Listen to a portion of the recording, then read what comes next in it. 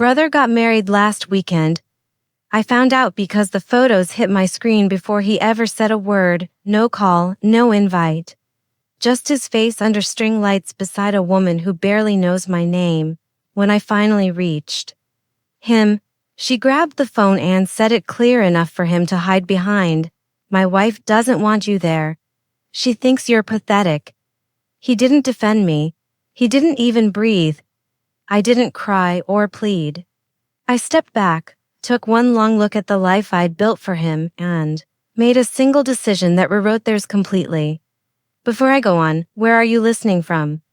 And tell me, in my place, what would you have done? My name is Lily Marshall, and for most of my life, I believe loyalty could hold a family together. I learned that the hard way at 23, standing in a hospital hallway signing papers I wasn't ready to sign, while my 14-year-old brother, Evan, sobbed into my coat. Our mother, Julia, was gone before either of us understood how suddenly a life can disappear. In that moment, something inside me shifted. I wasn't just his older sister anymore. I became the person who figured things out, who paid the bills, who made sure he didn't get swallowed by grief.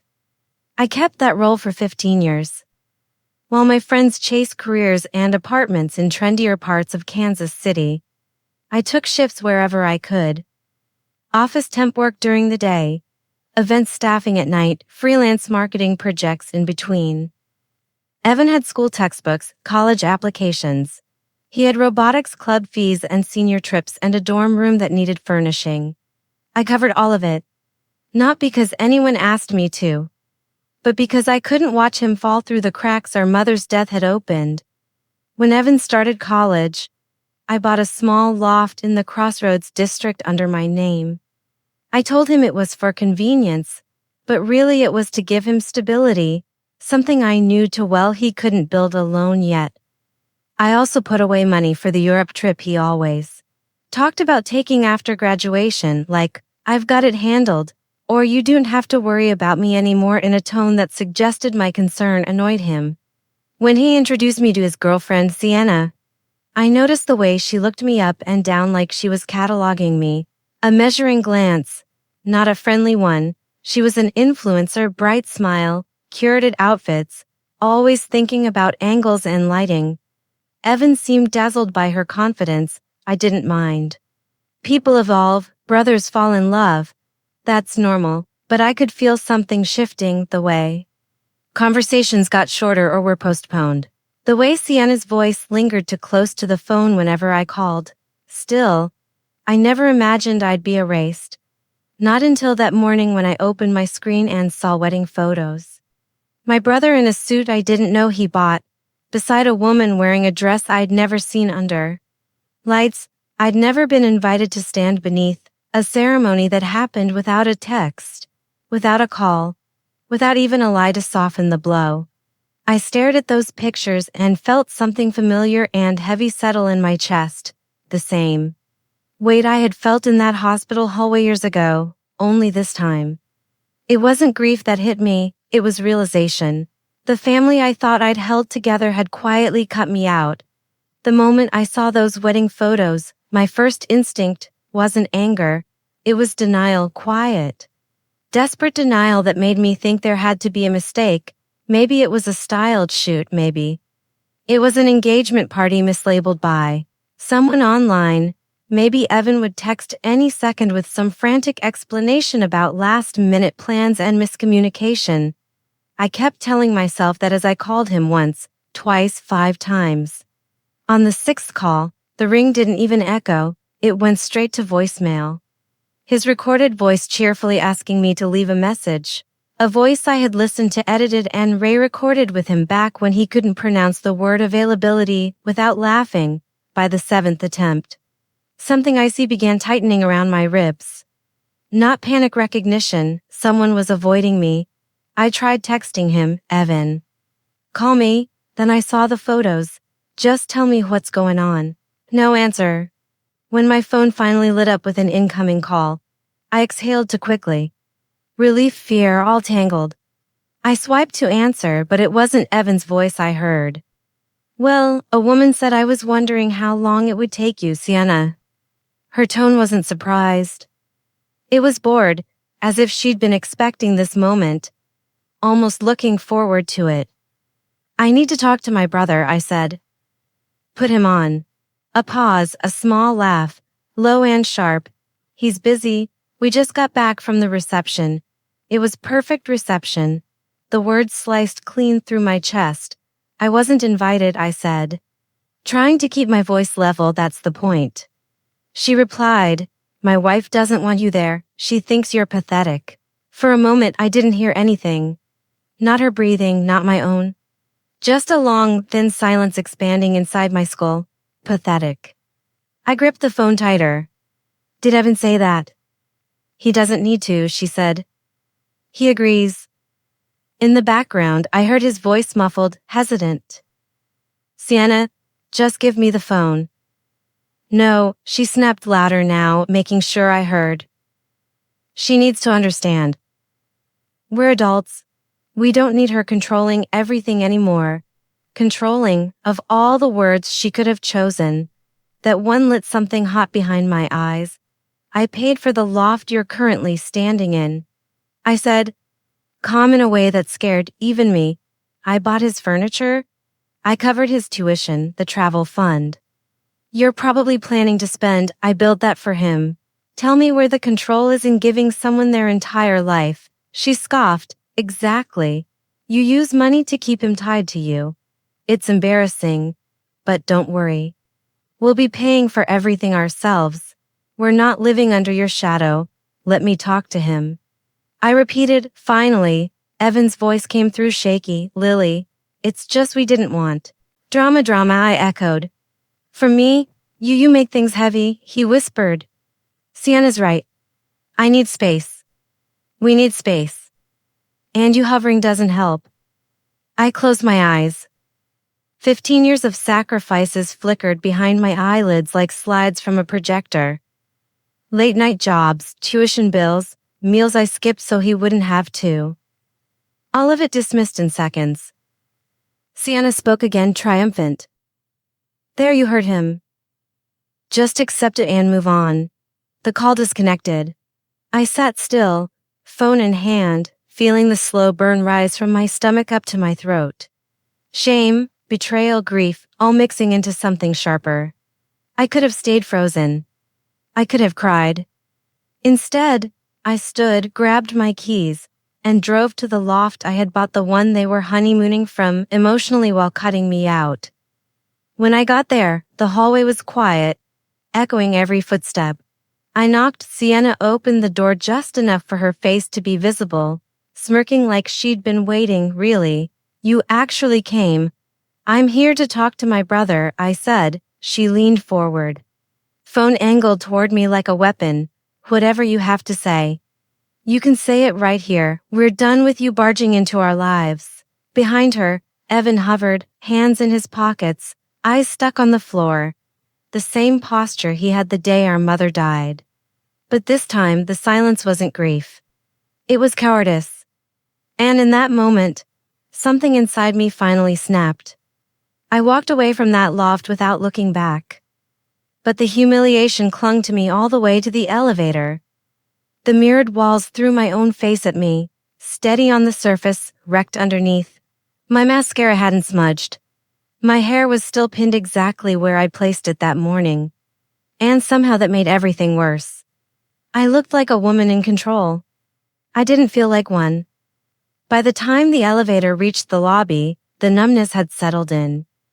Not the kind that softens pain, this was the kind that freezes it in place, preserving it long enough for it to transform into something else, something sharper. Outside, the evening air was warm, carrying the faint hum of traffic and the echo of distant music from a rooftop bar. I stood beside my car for a long moment, breathing slowly until my pulse steadied. I wasn't crying. I wasn't shaking. I wasn't falling apart, but something had collapsed inside me. A structure I had spent 15 years holding upright without anyone noticing. And once it fell, it left a clean, quiet space behind, a space I could finally think in, When I got home, the loft lights flicked on automatically. It was a habit I programmed everything to make the place feel less empty. It didn't help tonight. The rooms looked hollow, like the inside of a shell someone had abandoned. I set my keys down, slipped out of my heels, and walked straight to the small office I had built out of discipline, not passion. Files, spreadsheets, project outlines. My whole life organized in neat rows and color-coded tabs. I stared at the screen and a sentence formed in my mind with a clarity that almost frightened me. If they want independence, I'll give them exactly that. I opened a new spreadsheet, a blank grid waiting.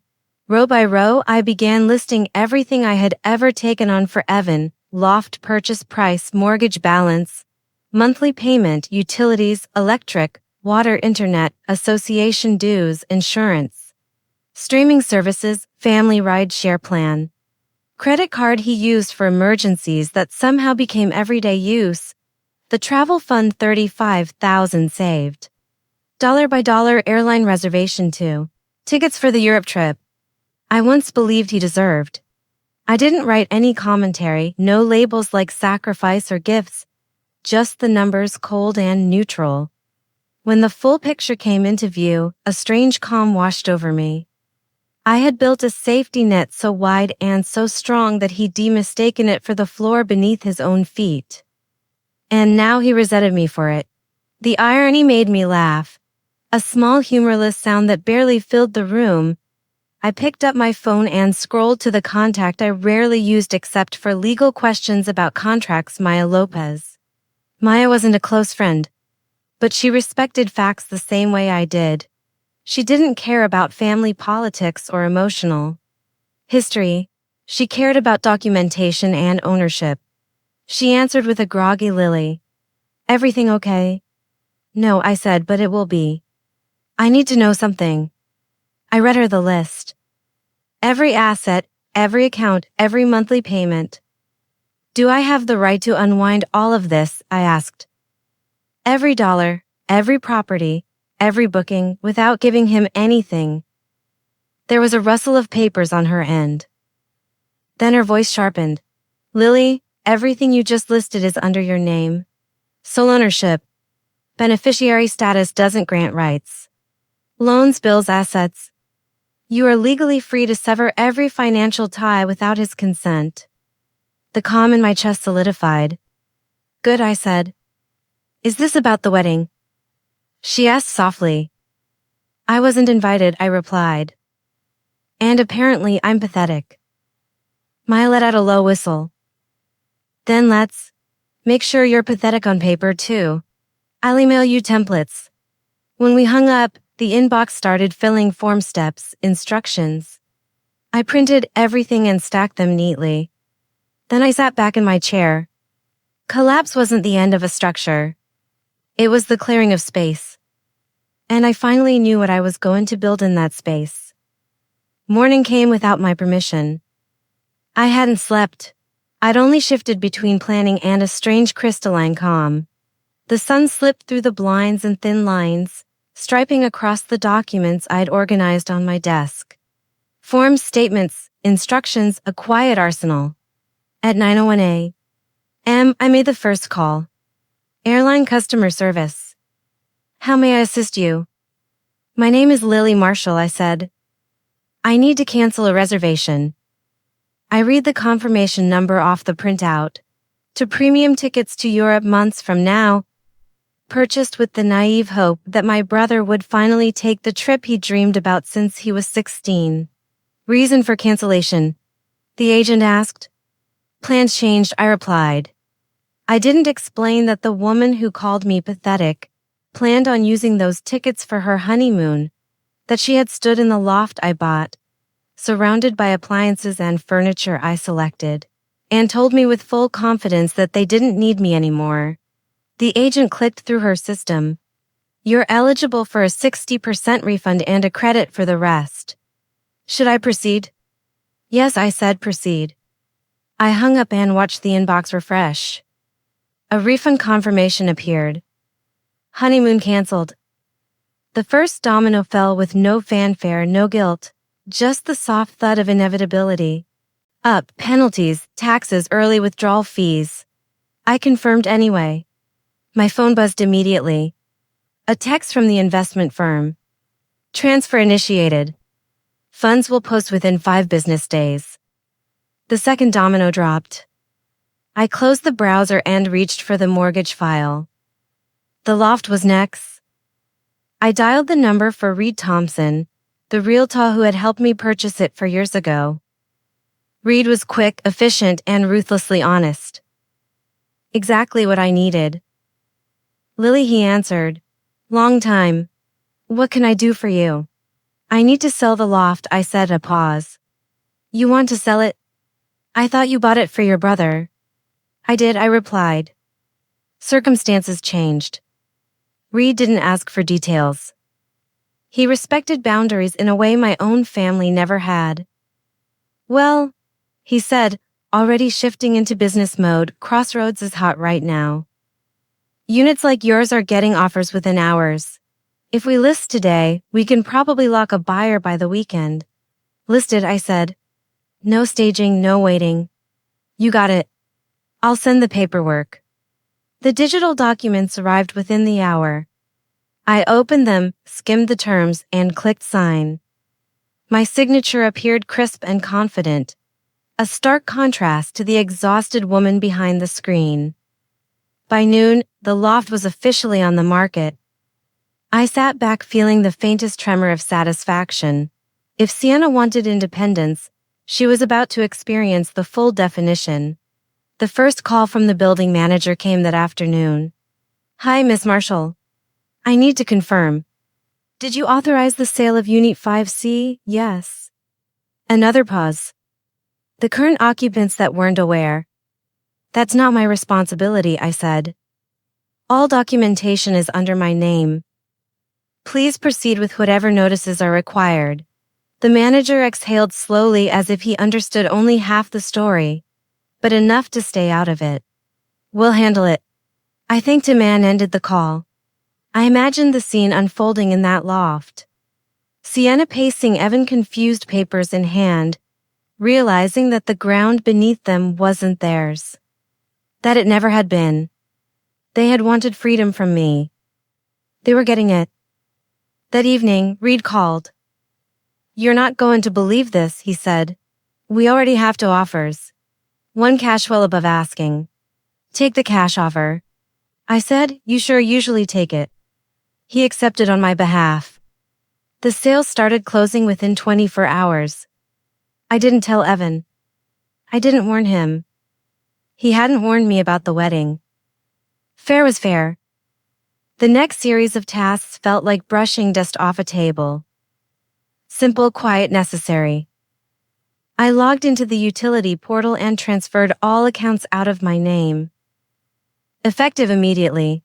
Then the streaming account's password changed, profiles wiped clean, the phone plan removed his device from the family plan, credit card, canceled the authorized user. Every click was a boundary being drawn, a clean line replacing 15 years of blurred ones. When the last task was done, I stood in the kitchen staring at my hands. They didn't shake. I drafted a text. Not long, not emotional, just the truth stripped. Cleaned out. You wanted independence. You have it now. Do not contact me again. I hit send and blocked his number before I could see the typing bubbles. 2 days later, the consequences found their way to my door. Not literally, but through the cracks of the life I had just severed. The building manager left a voicemail reporting that Sienna had shown up at the office furious, waving her phone, demanding explanations, that she claimed there must have been a mistake. That Evan tried calling me repeatedly. Their calls never reached me. Then Reed emailed to confirm the buyer's deposit had cleared. Closing would be in 10 days. Evan and Sienna would be legally required to vacate. I imagined the moment the notice hit their door, Sienna's indignant gasp, Evan's stunned silence, to people who had mistaken generosity for entitlement, but I felt no triumph, just clarity. You cannot cut someone out of your wedding and expect them to keep building your life for you. The following week, Reed sent a final update. Closing complete. The email read, "Funds have been transferred." I stared at the number, a sum that represented not just money but closure. The loft was gone. The honeymoon was gone. The financial lifeline was gone. And for the first time since I'd seen those photos, I felt the tightness in my chest loosen. Not relief, not yet, but something quieter. Something like the first inhale after a long dive underwater. 2 weeks later, Reed called again. "You're not going to believe this," he said. "What now?" "Your brother came by the agency, wanted to know what happened, why you sold the place, why everything shut down." I waited for the punchline, and then the only thing he could say was, "She went too far." I let out a soft laugh. "Too far," I repeated. Reed hesitated. "You okay, Lily?" I thought about it. "Yes," I said. And for the first time, it was true. But the real climax didn't come from a call or a sale or a refund. It came from the silence. Days passed, weeks, no messages, no attempts through. Friends, no apologies. Just the echo of a relationship that had relied entirely on my effort. And finally, the understanding settled in. I hadn't cut him off. He had walked away first. All I did was close the door behind him. For months passed without a single word between us. My life didn't fall apart the way he must have imagined. It got quieter, sharper, steadier. I earned a promotion at work, moved into a smaller place that actually felt like mine, and booked a solo trip to Yellowstone just because I could. Silence, it turned out, could be a kind of freedom. Then one afternoon, an unknown number called my phone. I almost let it ring out, but something made me answer. "Lily." Evan's voice was wrecked, thin, cracked. Nothing like the man who told me he needed space. He explained everything in broken pieces. How Sienna had burned through their savings, chasing brand deals that never came. How the honeymoon cancellation humiliated her publicly. How losing the loft left them scrambling for short-term rentals. And then the final blow: she'd left him for someone with more opportunity, taking half their debt with her. "I have nowhere to go," he whispered. "Can I stay with you just until I get back on my feet?" I didn't raise my voice. I didn't scold him. I simply breathed in once, slow and full. "No," I said. "You wanted independence, live it." Then I hung up and blocked the number. I didn't feel triumphant when I set the phone down. Just steady, the way a door feels when it finally clicked shut after hanging crooked for years. My world is smaller now, but it's clean. I wake up without that quiet dread of who might need saving next.